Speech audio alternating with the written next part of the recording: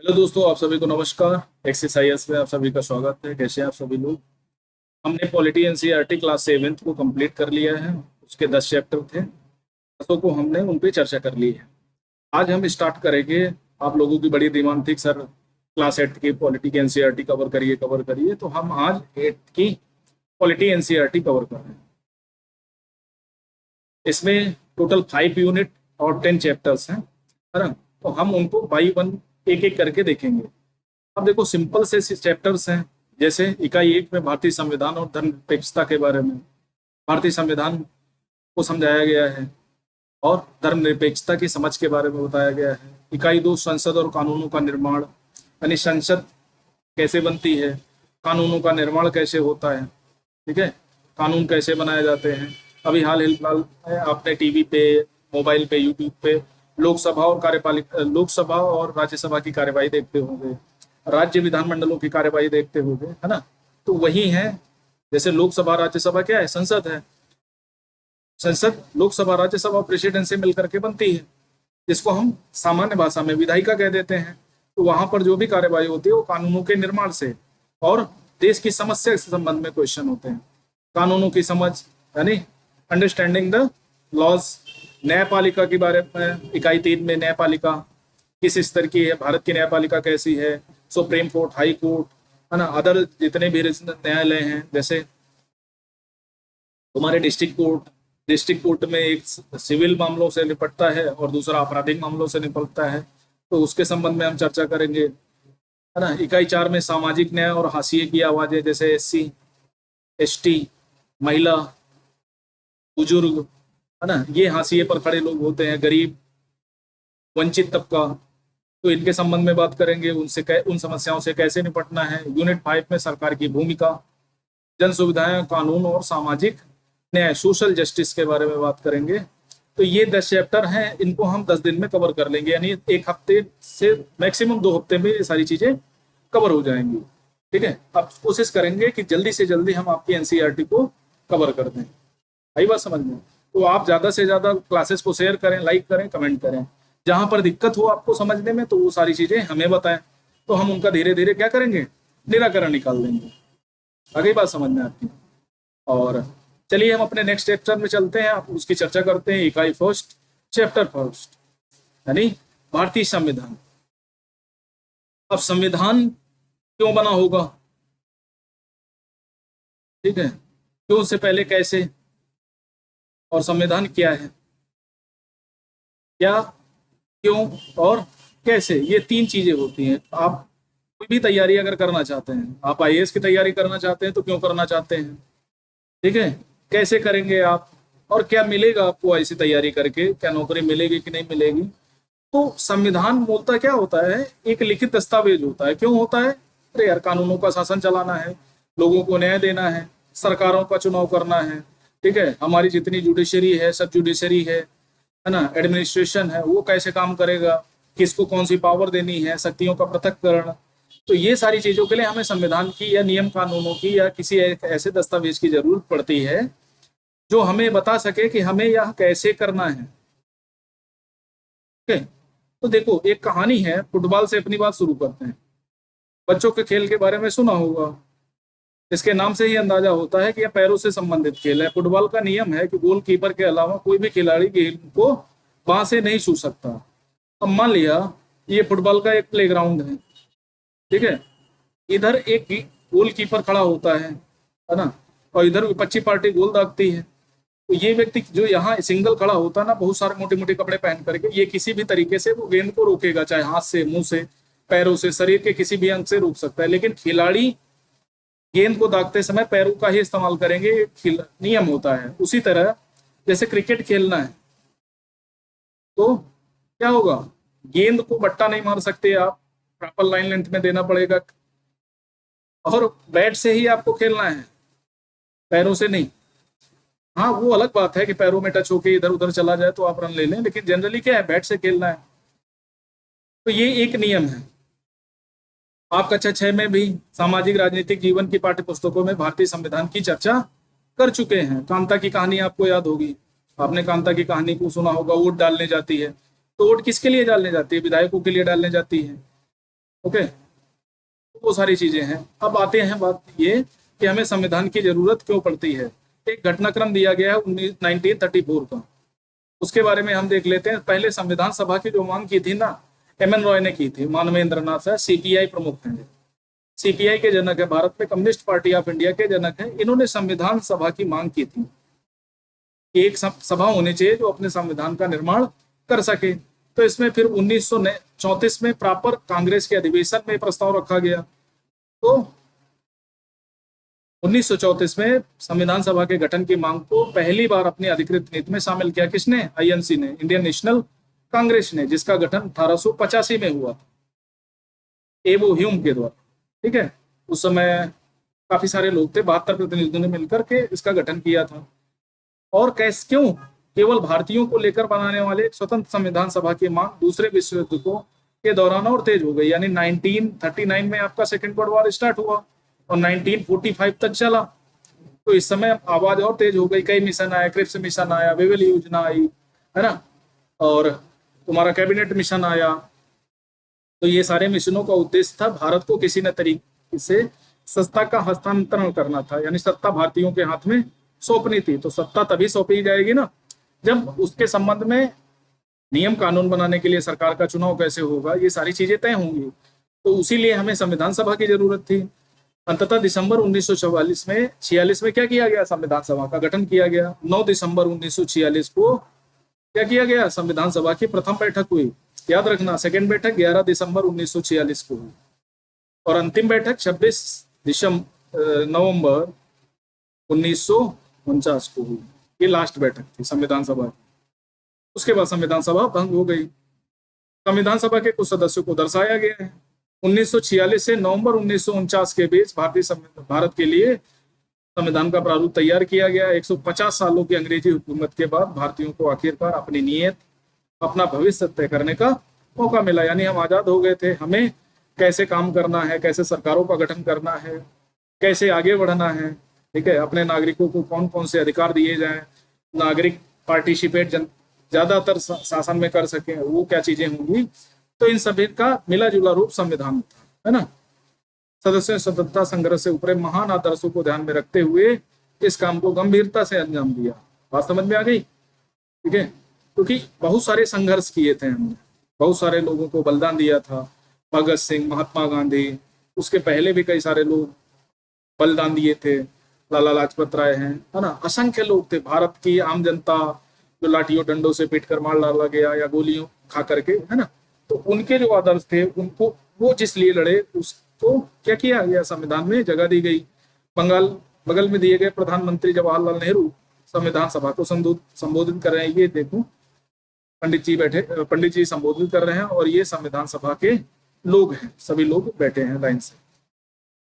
आज दुनिया के ज्यादातर देशों के पास अपना संविधान है। आमतौर पर सभी लोकतांत्रिक देशों के बारे में उम्मीद की जा सकती है, जरूरी नहीं है, लेकिन हाँ, हम उम्मीद तो कर ही सकते हैं उनके पास अपना संविधान जरूर होगा। लेकिन ब्रिटेन का अगर देखें, ठीक है, तो उसके पास अपना संविधान नहीं है।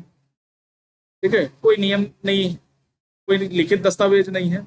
लेकिन ऐसा क्या है, ऐसा कोई जरूरी होगा कि लिखित दस्तावेज ना हो सकता है अलग अलग रखा हो, उसकी बैंडिंग ना कराई गई। तो क्या है, क्या उसको लोकतांत्रिक देश नहीं मानेंगे? है, लोकतंत्र है, लेकिन सीमित अर्थों में, क्योंकि वहां का जो शासक राजा है, जो वहां का संवैधानिक प्रमुख है, गणतंत्र नहीं है, क्योंकि वहां जो गण है वो राजा ही है। भारत में जैसे प्रेसिडेंट का इलेक्शन होता है, प्रेसिडेंट का क्या होता है? चुनाव होता है। तो भारत एक गणतंत्र देश है और ब्रिटेन क्या है? राजतंत्र। तो वहां संविधान भी नहीं है, संविधान सभा भी नहीं कभी बनी, है ना। तो उसको कई अलग अलग अर्थों में हम जान सकते हैं। लेकिन इसका यह मतलब नहीं कि जिन देशों के पास अपने संविधान होते हैं सभी लोकतांत्रिक देश ही हैं। गैर लोकतांत्रिक देशों के पास भी अपना संविधान हो सकता है। संविधान कई उद्देश्यों की पूर्ति करता है, जैसे दस्तावेज उन आदर्शों को सूत्रबद्ध करता है जिनके आधार पर नागरिक देश को अपनी इच्छा और सपनों के अनुसार रच सकते हैं। जैसे पंथनिरपेक्ष, ये क्या है? आदर्श है। स्वतंत्रता, समानता, बंधुत्व, ये क्या है? सब किसी न प्रकार लोकतांत्रिक गणराज्य, ये क्या है? किसी न किसी रूप में आदर्श है। यानी संविधान बताता है कि हमारे समाज का मूलभूत रूप क्या है। देश के भीतर आमतौर पर कई समुदाय रहते हैं, उनके बीच कई बातें समान होती हैं, लेकिन जरूरी नहीं कि वे सारे मुद्दों पर एक दूसरे से सहमत हों। संविधान नियमों का ऐसा समूह होता है जिसको एक देश के सभी लोग अपने देश को चलाने की पद्धति के रूप में हम सब अपना सकते हैं। इसके जरिए वे न केवल यह तय करते हैं सरकार किस तरह की होगी, बल्कि उन आदर्शों पर भी साझा समझ विकसित करते हैं जिनकी हमेशा पूरे देश को के द्वारा रक्षा करनी जानी चाहिए। अब वो समझ देख सकते हैं, जैसे नेपाल में हुआ। नेपाल में 1990 में क्या हुआ, दिक्कतें सामने शुरू हुई, संविधान बनाने की कवायद शुरू होने लगी। ठीक है, फिर आंदोलन हुए, आंदोलन नहीं आंदोलन बड़ा है, आंदोलन हुए, कई सारे संघर्ष हुए, तब जाकर के फिर 2005 में, नवंबर 2005 में ये पहले एक संविधान बनकर तैयार हुआ, लगभग 2002 में, 12 साल बाद। और इसमें क्या हुआ कि जो वहां के राजा थे, राजा के साथ प्लस मंत्रिपरिषद को सत्ता दी गई, है ना।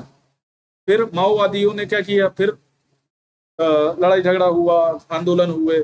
फिर 2008 में राजा को सत्ता से बेदखल करके मंत्रिपरिषद स्वरूप को, ठीक है, कई बार संविधान निर्माण हुआ, कई बार चलता रहा। तो ये जो आदर्श हैं, कभी कभी हो सकता है हम सभी समुदाय एक दूसरे से सहमत ना हो, ठीक है, लेकिन कभी कभी ऐसा होता है कि हजारों बार संविधान बनता है। जैसे जब फ्रांस की क्रांति हुई तो संविधान बना, उसके बाद कई बार संविधानों को बनाया गया। तो ये सारी चीजें बदलती रहती हैं। लेकिन भारत में 1946 यानी 9 नवंबर से लेकर के, सॉरी 9 दिसंबर 1946 से लेकर के 26 नवंबर 1949 तक जो संविधान बना वो आज तक चल रहा है। किसी न किसी रूप में कुछ बदलाव होते हैं। और संविधान एक अमृत दस्तावेज नहीं होना चाहिए, एक ऐसा कि जो परिवर्तनशील हो, समय के अनुसार उसमें चेंज किए जा सके, समय के अनुसार लोगों की जो भी जरूरतें हैं उनके अनुसार उसमें बदलाव किया जा सके। एक ऐसा संविधान लिखित दस्तावेज होना चाहिए। ठीक है, तो आप नेपाल की कहानी को समझ गए होंगे। यहाँ पर देख लो, मॉनिटर बनाया जाता है। ठीक है, लोकतांत्रिक समाजों में प्राय संविधान ही ऐसे नियम तय करता है जिनके द्वारा राजनेताओं के हाथ में सत्ता के दुरुपयोग को रोका जा सके। जैसे भारत में है, मान लिया मोदी गवर्नमेंट है, अब मोदी गवर्नमेंट उठापटक करने लगे कि तानाशाह बन जाए। ठीक है, जैसा 1975 के दशक में इंदिरा गांधी ने किया, तानाशाह बनने पर मजबूर हो जाए, सारे नियमों को बदलने लगे, तो क्या हो गया, अविश्वास प्रस्ताव। अविश्वास प्रस्ताव के माध्यम से सरकार को गिराया जा सकता है, सरकार को हटाया जा सकता है कि वो तानाशाही से दूर हो जाए। या फिर हर 5 साल में इलेक्शन होते हैं, उनके माध्यम से उसको सत्ता से बेदखल किया जाएगा। ठीक है, और संविधान ऐसे बहुत सारे कानून बनाता है, जैसे फंडामेंटल राइट्स के लिए कानून, डीपीएसपी राज्य के नीति निर्देशक तत्व, संघ के नियम, है ना, न्यायपालिका के लिए क्या नियम होंगे, तो वो सारी चीजें संविधान बनाता है।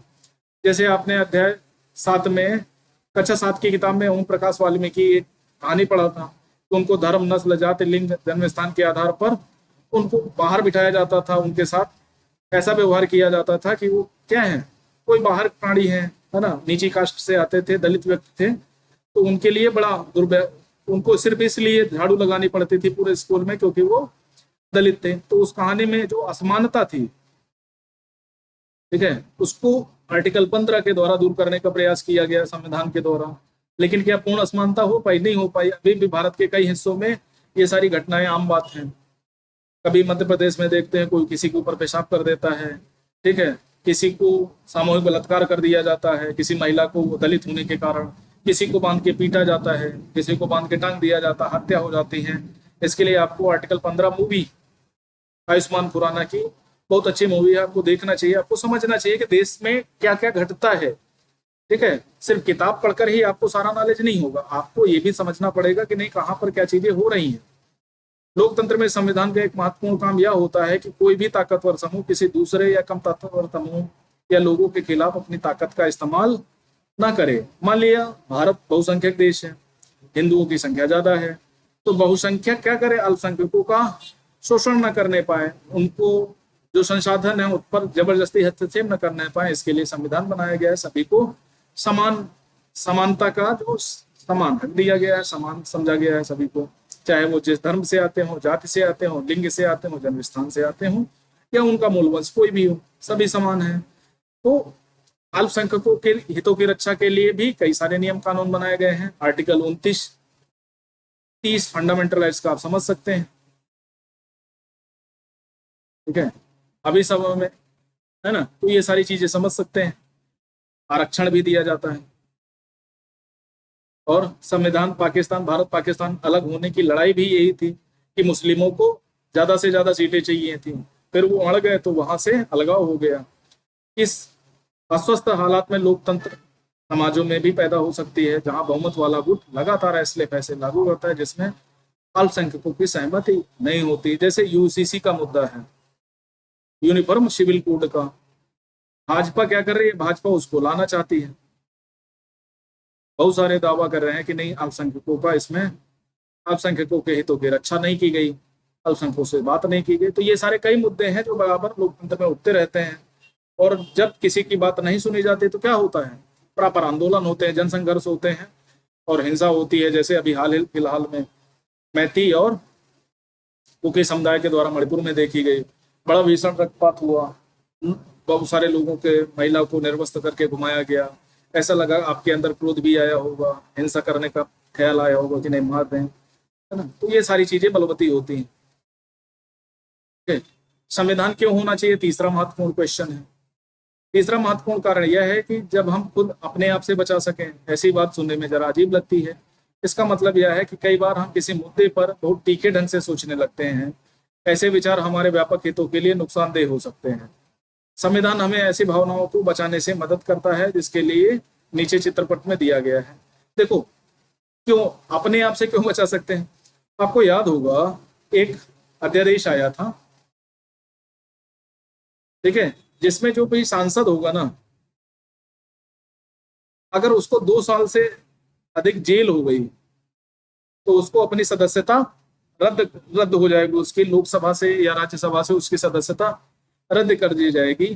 तो इस टाइम पीरियड को समाप्त किया गया था कि नहीं, चाहे 2 साल की सजा हो या ज्यादा, उसकी सदस्यता को समाप्त नहीं किया जाएगा, है ना। 2 साल के लिए था। तो राहुल गांधी ने इस अध्यादेश को, इस ऑर्डिनेंस को फाड़ दिया था सबके सामने, जबकि राहुल गांधी सरकार में नहीं थे, ठीक है, उनके पास कोई ऐसा पद नहीं था। अभी हाल फिलहाल में राहुल गांधी के ऊपर जो चार्ज लगा है तो मोदी शब्द को लेकर के, और गुजरात हाई जो वहाँ के सब मजिस्ट्रेट हैं, उन्होंने उनको 2 साल की सजा दे दी गई, जिसके माध्यम से उनकी लोकसभा की सदस्यता समाप्त हो गई। तो वही कहते हैं ना, कभी कभी नियम कानून जो हम बनाते हैं या हम फाड़ देते हैं, जो हम बनाने नहीं देते, उन्हीं के माध्यम से आप गड्ढे में गिर जाते हैं, है ना। तो ऐसी चीजें होती हैं। तो कभी कभी नियम कानून जो हम बनाते हैं, है ना, वो हमारे लिए ही समस्या क्रिएट करते हैं। तो ऐसे नियम कानून नहीं बनाने चाहिए जो लोगों के हितों की रक्षा ना कर सके। आ गई बात समझ में।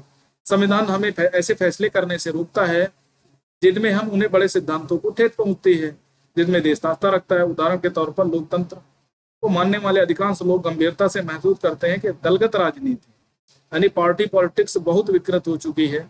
इसलिए अब चीजों को दुरुस्त करने के लिए किसी तानाशाह को ही शासन सौंप देना चाहिए। तो क्या ऐसा सही होगा? सही होगा, क्योंकि तानाशाह जब बन जाएगा ना, धीरे धीरे कुछ टाइम तक तो अच्छा रहेगा, लेकिन जब लंबे समय तक होगा तो आपके अधिकारों पे कटौती करने लगेगा। आप कुछ भी बोलेंगे तो आपको दबाने लगेगा और मारपीट होगी, ठीक है। आपको कोई भी अधिकार आप अपना लागू नहीं करा सकते। पुलिस व्यवस्था, शासन व्यवस्था सब उसी के अधीन होगी। तो जैसे चाहेगा आपको नचाएगा।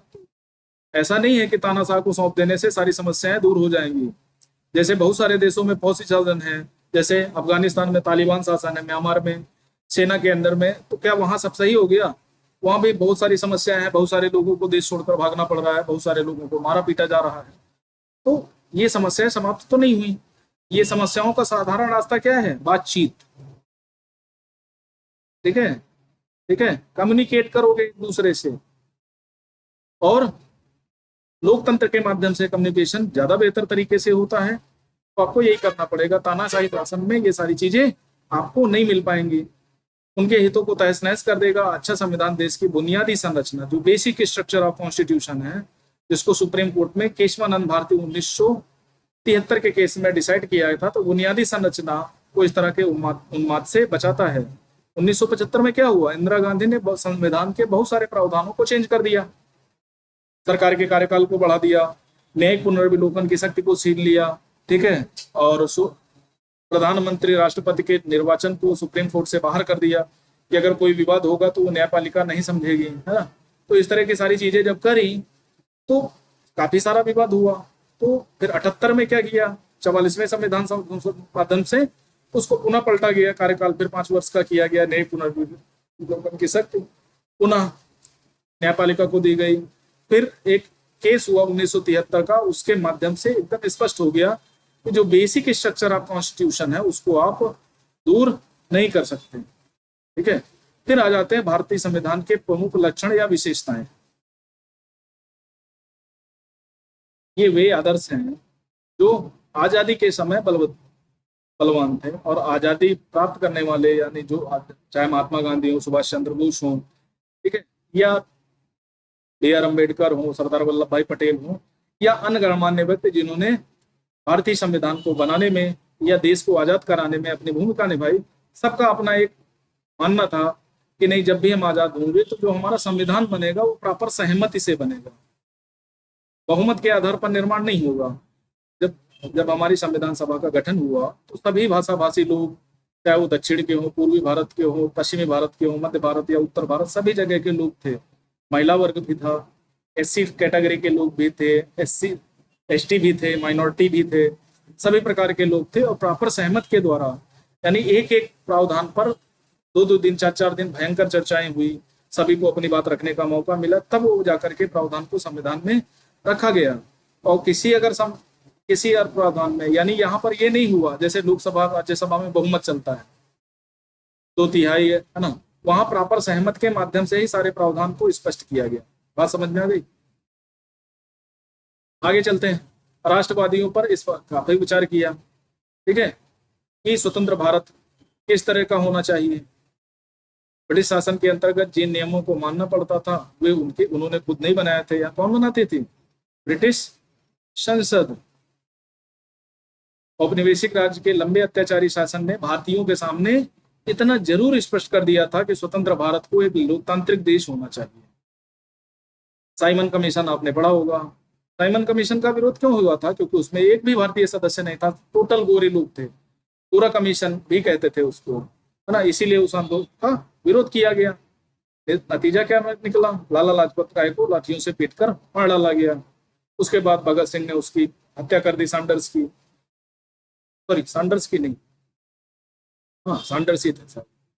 तो ये सारी चीजें हुई ना, सैंडर्स तो जलियांवाला बाग में था, दूसरा कोई था। उसने प्रत्येक नागरिक को समान माना जाएगा और सभी नागरिक सरकार की हिस्सेदारी का अधिकार होगा, यानी समानता क्या है, आदर्श है हमारा।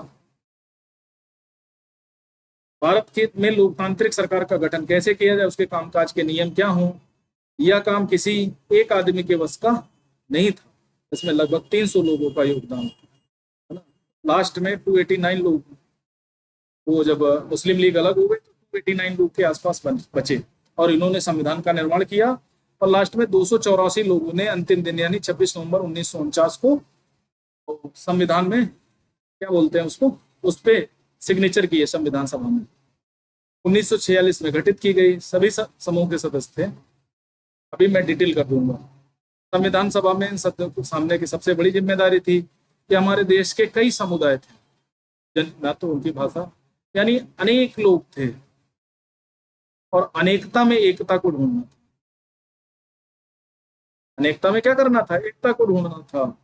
विभिन्न भाषाभाषी लोग थे, कई प्रकार के धर्म थे, जातियां, है ना। उस समय देश ऐसी परिस्थितियों से गुजर रहा था, लड़ाई दंगों का माहौल चल रहा था, ठीक है, चाहे वो पश्चिमी तरफ हो या पूर्वी तरफ, दोनों जगह पर हिंसा हो रही थी, कई लोगों से मारे काटे थे, भयानक स्थिति बन गई थी। तो उस समय जो हमारे संविधान निर्माता थे उनके सामने सबसे बड़ी समस्या यही थी कि देश को एकजुट कैसे रखा जाए, ठीक है।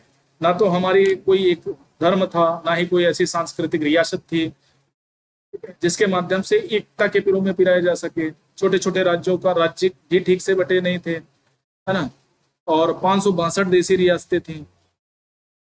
जो ये तय नहीं कर पा रहे थे कि हमें भारत के साथ रहना है, पाकिस्तान के साथ रहना है या अलग रहना है। तो कई ऐसी समस्याएं थी जिनसे भारत के इन लोगों को, अंबेडकर जैसे लोगों को या संविधान सभा के लोगों को एकजुट होना था और सब एक ऐसा संविधान बनाना था जिससे सभी के लिए समान हो और सभी की जो आकांक्षाएं थी, जो उत्कंठा थी, वो सभी की समान रूप से पूरी हो जाए। तो भारी उथल पुथल से गुजर रहा था। भारत पाकिस्तान का बंटवारा लगभग तय हो चुका था। कुछ रियासतें तय नहीं कर पा रही थी कि भविष्य क्या होगा, किधर जाएंगे। उनकी सामाजिक आर्थिक स्थिति बयान थी किसकी? जनता की। संविधान सदस्यों के सामने ये समस्त मुद्दे थे, लेकिन उन्होंने अपने इस ऐतिहासिक दायित्व को बहादुरी पूर्वक पूरा किया। देश को एक ऐसे कल्पनाशील दस्तावेज दिया जिसका राष्ट्रीय एकता को बनाए रखते हुए विविधता के प्रति गहरा सम्मान दिखाई देता है। ओके, अब विशेषताओं पे बात करते हैं। आयामों को उल्लेख किया गया, पढ़ते हुए विविधता, एकता, सामाजिक आर्थिक सुधार, प्रतिनिधित्व लगातार ध्यान में रखिए। दस्तावेज लिखने वाले इससे जूझ रहे थे, समझने की कोशिश कीजिए कि स्वतंत्र भारत को एक शक्तिशाली लोकतांत्रिक समाज बनाने में के उद्देश्य को पूरा करने के साथ इन चिंताओं को किस तरह हल किया गया। जैसे संघवाद, संघवाद आप कक्षा 6 में पढ़ चुके हैं, 7 में भी आपने किताब में सरकार के कामकाज के चैप्टर में पढ़ा था। संघवाद का मतलब होता है, देखो हम काजी फेडरलिज्म, यहाँ पर क्या है, ऊपर स्तर पर केंद्र सरकार, फिर राज्य सरकार, फिर पंचायत व्यवस्था। चूंकि उस समय संविधान निर्माताओं ने इसको नहीं रखा था, 1992 में ये आई, तो हम दो स्तरों को समझते हैं। देखो, जो अमेरिका का यूएस फेडरल है, जो वहां का संघवाद है ना, वो अलग प्रकार का है, क्योंकि वहां केंद्र अलग है और राज्यों की स्वतंत्र है। और राज्यों का इतना दायित्व है कि राज्य को केंद्र से अलग होने का भी अधिकार है। बात समझ में आ गई? भारत के संबंध में ऐसा नहीं है। केंद्र और राज्य एक दूसरे से पृथक हैं। केंद्र की अपनी सरकार है, राज्य की अपनी सरकार है, और दोनों शासन चलाने के लिए संविधान से शक्तियां प्राप्त करते हैं। राज्य सूची के विषयों से राज्य शासन चलाता है, केंद्र संघ सूची के विषय से केंद्र सरकार, समवर्ती सूची से दोनों मिलकर के शासन चलाते हैं। लेकिन कभी कभी ऐसी स्थिति आती है जहां पर शासन संविधान के अनुरूप नहीं चलता किसी राज्य का, तो केंद्र क्या करता है, केंद्र राज्य पर राज्यपाल शासन आरोपित कर देता है आर्टिकल 356 का प्रयोग करके। तो इसका मतलब क्या है? मतलब ये है कि राज्य स्वतंत्र ना होकर के एक ऐसी स्थिति में केंद्र के अधीन चला जाता है, तो उसे क्या कहते हैं? संघवाद का संघवाद। बात समझ में आ गई? इसका मतलब है देश में एक से ज्यादा स्तर की सरकारों का होना। हमारे देश में राज्य स्तर पर भी सरकारें हैं, केंद्र स्तर पर भी। पंचायती राज व्यवस्था का शासन तीसरा स्तर है, थर्ड स्टेज है, जो हम 1900 हाँ 1992 में 73वें और 74वें संविधान संशोधन के माध्यम से हम इसको लेकर के आए। फर्स्ट स्टेज केंद्र सरकार, सेकेंड राज्य सरकार, और थर्ड स्टेज पे पंचायती। ठीक है, 3 स्तरों पे बांटा गया है। अमेरिका में केंद्र और राज्य के मध्य शक्तियों का विभाजन किया गया है। भारत में भी शक्तियों का विभाजन किया गया है, लेकिन कुछ स्थितियों में केंद्र की सत्ता राज्यों से अधिक जिम्मेदारी पूर्ण हो जाती है। इतने सामुदायिक को उपस्थित का सीधा मतलब यह था कि शासन की ऐसी व्यवस्था विकसित करनी होगी जिसमें राजधानी दिल्ली में बैठे मुट्ठी भर लोग पूरे देश के फैसले न लेने लगे। प्रांतीय स्तर पर भी सरकार की व्यवस्था की गई ताकि इलाकों के हिसाब से अलग अलग फैसले किए जा सके। भारत में सभी राज्यों को कुछ मुद्दों पर फैसले करने का स्वायत्त अधिकार है, यानी राज्य सूची पर वो कानून बना सकते हैं और उनके अनुसार शासन भी चला सकते हैं। राष्ट्रीय महत्व के सवालों पर भी सभी राज्यों को केंद्र सरकार के द्वारा बनाए कानूनों को मानना पड़ता है। जो संघ सूची के कानून है वो केंद्र सरकार बनाती है और राज्यों को उन्हें मानना पड़ता है। संविधान में कुछ सूचियां दी गई हैं, संघ सूची, राज्य सूची और समवर्ती सूची। संघ सूची में केंद्र के द्वारा बनाए गए कानूनों का विवरण है, राज्य सूची में राज्यों के द्वारा, समवर्ती में दोनों के द्वारा। ठीक है, जो बहुत इंपॉर्टेंस तो नहीं है, लेकिन उस पर केंद्र और राज्य अपनी अपनी स्थिति के अनुसार कानून बना सकते हैं और अवशिष्ट शक्तियां केंद्र सरकार को दी गई हैं। कौन स्तर पर सरकार के मुद्दों पर कानून बना सकती है, इसके साथ संविधान, ठीक है, जो हमारी सूचियां है ना, सूची 7 में है ऐसा, जो शक्तियों का विभाजन किया गया है ना, अनुसूची 7 में है, संघ सूची, राज्य सूची, समवर्ती सूची। तो ये याद रखना। इनकी क्लासेस सब, एक प्लेलिस्ट है पॉलिटी की, उसमें सारी पड़ी हुई है, polity and governance and constitution, उस पर जाकर के आप देख सकते हैं।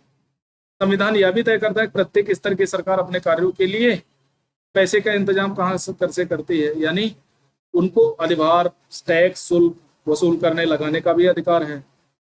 संघवाद के अंतर्गत राज्य केवल केंद्रीय सरकार के प्रतिनिधि नहीं होते, उन्हें भी संविधान में अपनी ताकत और अधिकार मिलते हैं, उनको भी स्वतंत्रता होती है।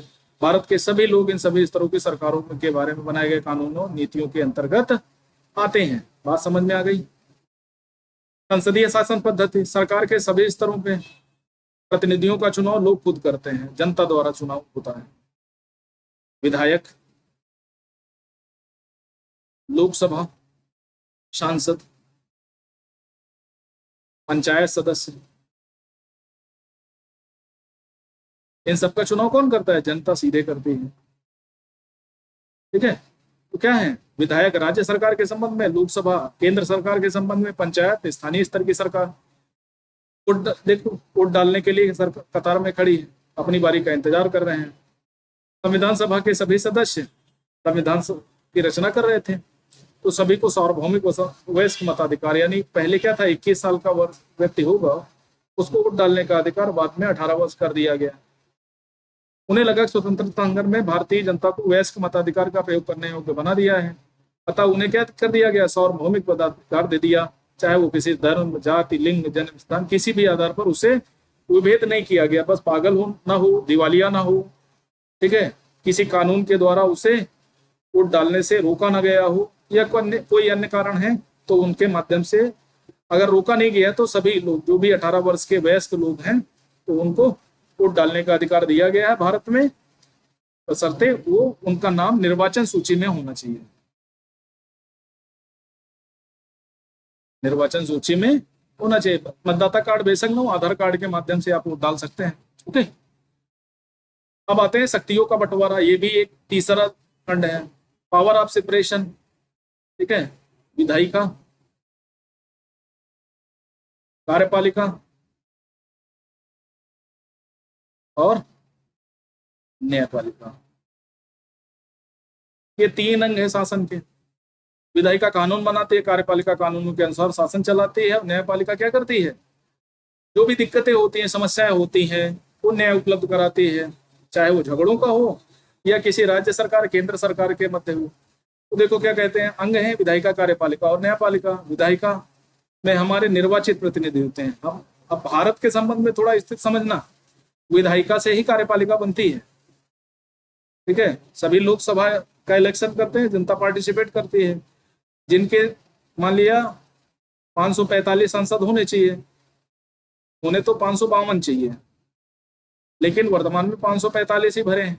तो 545 में जिनके पास अब 252 सीटें हो जाएंगी, 252 से ज्यादा होनी चाहिए, 250, 500, 62, 62, 72 सीटें होनी चाहिए, आधे से एक मैक्सिमम। ठीक है, जिसके पास बहुमत होगा वो क्या करेगा? सरकार बना लेगा, और सरकार का मतलब कार्यपालिका होगी।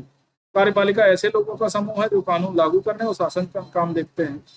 न्यायालयों को न्यायपालिका कहा जाता है, जिनके बारे में आप 3 में पढ़ेंगे, प्रॉपर सेपरेट चैप्टर है, लेकिन हाँ ये याद रखना तीनों एक दूसरे से अलग है।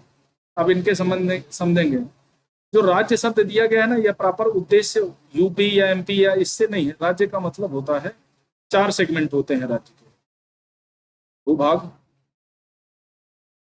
जनसंख्या,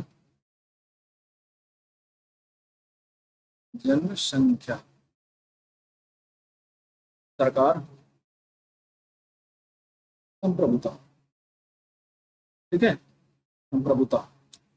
अब राज्य की संकल्पना के अंतर्गत 4 चीजें आती हैं: भूभाग, जनसंख्या, सरकार और संप्रभुता।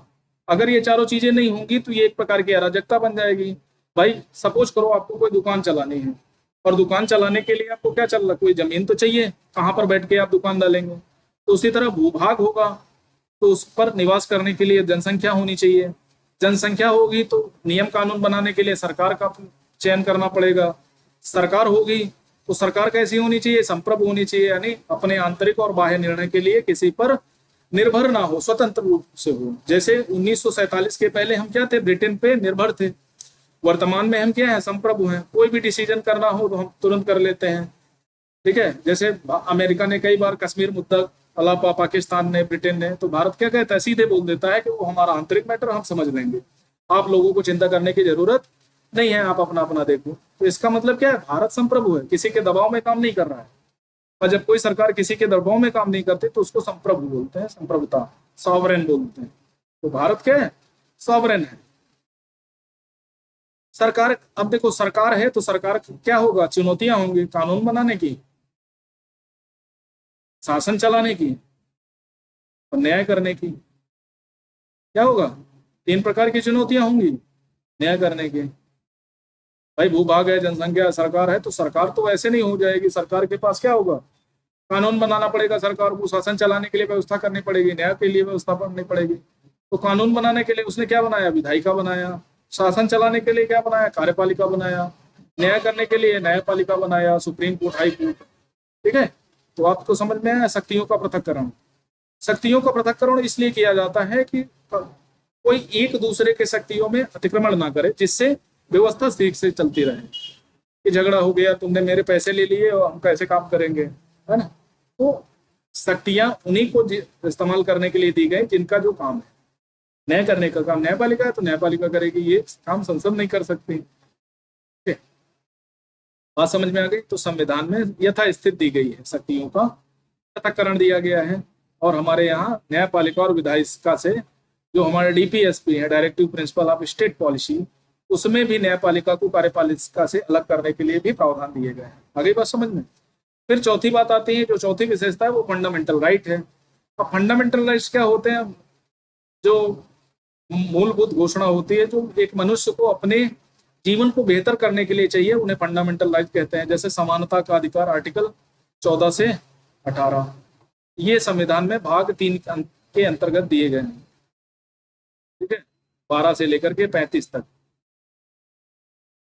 ठीक है। कुल मिला के 6 अधिकार हैं। मूल संविधान में 7 थे, लेकिन आर्टिकल 31 और 29 एक शाह को हटा दिया है। संपत्ति के अधिकार को 301 के अंतर्गत हमने क्या कर दिया है, उसको लीगल राइट बना दिया है। तो समानता का अधिकार, आर्टिकल 14 विधि के समक्ष समता या समानता की बात करता है। आर्टिकल 15 धर्म, मूल, वंश, जाति, लिंग, स्थान, विभेद से प्रतिषेध करता है। 16 रोजगार के विषय में अवसर की समानता की बात करता है। 17 अस्पृश्यता का अंतर करता है, ठीक है। 18 उपाधियों के अंत की बात करता है, किसी के पास कोई उपाधि नहीं होती है, समानता की बात करता है। उसके बाद 19 के तहत 19 के अंतर्गत 5 प्रकार के अधिकार आते हैं। भाषण की स्वतंत्रता, सभा या संगठन बनाने की स्वतंत्रता, देश के किसी भाग में जाने की स्वतंत्रता, अपनी बात कहने की स्वतंत्रता, ठीक है, रहने या निवास करने की स्वतंत्रता, व्यवसाय करने की स्वतंत्रता, पेशा या कारोबार करने का अधिकार शामिल है, ठीक है। 20 आता है दोष सिद्धि के संबंध में संरक्षण। 21 सबसे बड़ा आर्टिकल है, इस पर कई बार यूपीएससी ने क्वेश्चन पूछा है। आर्टिकल 14, 15, 16 पे भी कई बार यूपीएससी ने क्वेश्चन किया है, तो इंपॉर्टेंट है। पीसीएस में भी कई बार क्वेश्चन पूछा गया है, तो ये भी बहुत इंपॉर्टेंट है, ठीक है। 21 के अंतर्गत प्राण की एवं दैहिक स्वतंत्रता की बात करता है। 21 का एक जोड़ा गया, जिसके अंतर्गत 6 से 14 वर्ष के बालकों के लिए क्या है, मुक्त एवं अनिवार्य शिक्षा का प्रावधान किया गया है।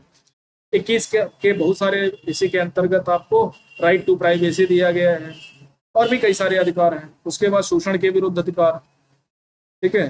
पहले आर्टिकल 23 में जबरिया मजदूरी के खिलाफ आवाज उठाई गई, मानव के दुर्व्यापार, बालाश्रम से निषेध करता है। आर्टिकल 24 जो करता है वो क्या कहता है, 14 से वर्ष से कम उम्र के बच्चों को किसी भी गंभीर मजदूरी के लिए उनको रखना क्या होगा, अपराध होगा। यानी 6 से 14 वर्ष के बच्चों को क्या है, मुक्त एवं अनिवार्य शिक्षा का अधिकार है, उनको आप काम पे नहीं रख सकते। तो ये सारी चीजें करने का अधिकार दिया गया है। उसके बाद धार्मिक स्वतंत्रता का अधिकार 25 से 28। फिर इसके अंतर्गत धर्म को मानने, उसकी उपासना करने, करों के संदाय में संरक्षण, है ना, ये सारी चीजें दी गई हैं। अपने धार्मिक संस्थान चलाने का अधिकार दिया गया है। धर्म विषयक कॉलेजों में जो शिक्षा दी जाती है, धार्मिक शिक्षा, अगर राज्य द्वारा संचालित स्कूल कॉलेज होंगे तो वहां धार्मिक शिक्षा नहीं दी जाएगी। सांस्कृतिक एवं शैक्षणिक अधिकार, अल्पसंख्यकों के हितों की रक्षा करने के लिए दिए गए हैं 29 और 30 में। उनके अपने जितने भी शिक्षण संस्थान हैं या जो भी धार्मिक भाषाई अल्पसंख्यकों के शिक्षण संस्थान हैं उनका संरक्षण करने का अधिकार दिया गया है। और 29 इसमें ये कहा गया है किसी भी व्यक्ति को किसी भाषा धर्म या इस आधार पर उसको पढ़ने से वंचित नहीं किया जाएगा। ये सारी चीजें हैं। आर्टिकल 32 उपचारों का अधिकार यानी रिटे के बारे में, जिसमें आपकी 5 प्रकार की रिटें दी गई हैं। उन रिटों के बारे में सम्मिलित चर्चा करता है, जिससे आपके जो 12 से लेकर के 35 तक के अधिकार हैं उनको लागू कराने के लिए रिटों की आवश्यकता होती है। बात समझ में आ गई? तो ये क्या है, हमारे फंडामेंटल राइट्स। आगे चलते हैं। धर्मनिरपेक्षता। ठीक है, धर्मनिरपेक्षता की प्राप्त 3 प्रकार की होती है, सकारात्मक, नकारात्मक, ठीक है, और निष्क्रिय। निष्क्रिय का मतलब धार्मिक, जैसे बहुत सारे मुस्लिम देश हैं, उनका अपना एक घोषित धर्म है। सकारात्मक का मतलब होता है कि किसी देश का कोई विशेष धर्म नहीं होता है ना, लेकिन वो सभी धर्मों को बराबर सम्मान देता है। नकारात्मक जैसे फ्रांस का, वहां पर क्या है, धर्म के किसी भी सिंबल को आप पब्लिक प्लेस पे नहीं ले जा सकते, छुट्टी नहीं मिलेगी धार्मिक त्योहारों में, आप चाहे जो त्योहार हो। सकारात्मक में आपको दिवाली होली ईद, जैसे भारत की क्या है, सकारात्मक है, लेकिन हमारा कोई राजकीय धर्म नहीं है। अगर हम हज पे सब्सिडी देते हैं तो अमरनाथ यात्रा वालों को भी सब्सिडी देते हैं। बात समझ में आ गई? अगर हम कर के संबंध में, अगर हम किसी ट्रस्ट, भारत के किसी धार्मिक हिंदू धर्म के ट्रस्ट को अगर हम कर से छूट देते हैं तो मुस्लिम वर्ग के कर को भी, जो भी उसके धर्म के समुदाय में जो भी इनकम आती है उसको भी कर से छूट देनी पड़ेगी, लेकिन उस पर शुल्क आरोपित किया जा सकता है। बात समझ में आ गई? तो हम कैसे, हमारा कोई शासकीय धर्म नहीं है, लेकिन हम सभी धर्मों को बराबर सम्मान देते हैं। इसके बारे में हम नेक्स्ट अध्याय में बराबर ठीक से पढ़ेंगे। तो और भी कई सारी चीजें हैं अगर विशेषताओं की बात करें, जैसे नागरिक, एकल नागरिकता,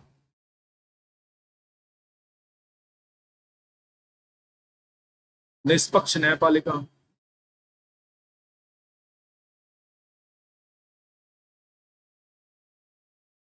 ठीक है,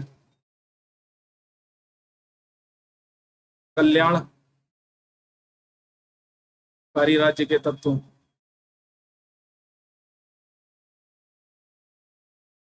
लिखित संविधान, लिखित संविधान, इंटीग्रेटेड न्यायपालिका, एकल न्यायपालिका हो गई है, एकल नागरिकता भी हो गई है, लिखित संविधान, सबसे विस्तृत संविधान।